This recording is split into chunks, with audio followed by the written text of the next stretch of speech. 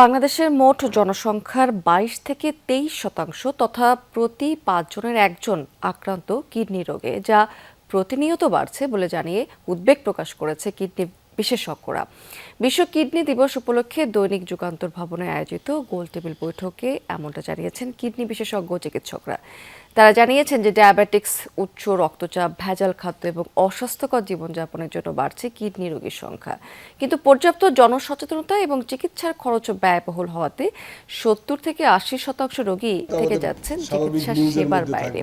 এমন পরিস্থিতিতে এই রোগের প্রতিষেধকের চেয়ে প্রতিরোধে জোর দিয়েছেন বিশেষজ্ঞরা। সেই সাথে আহ্বান জানিয়েছেন কিডনির সুস্থতায় জনসচেতনতা বাড়ানোর।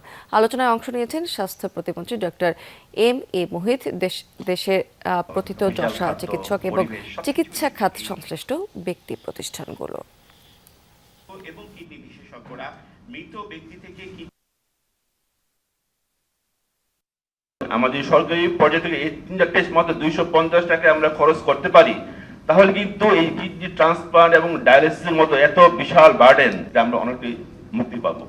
আমাদের সাশ্রয়ী লেভেলে ট্রান্সপ্লান্ট করতে হবে, তাহলে ম্যাক্সিমাম জনগোষ্ঠী, মনে হয় 80% জনগোষ্ঠী টাকার অভাবে ট্রান্সপ্লান্ট করতে পারছে না। ডায়াবেটিস ও উচ্চ রক্তচাপ ভালোভাবে নিয়ন্ত্রণের মাধ্যমে প্রাথমিক প্রতিরোধ আমরা জোরদার করতে পারি।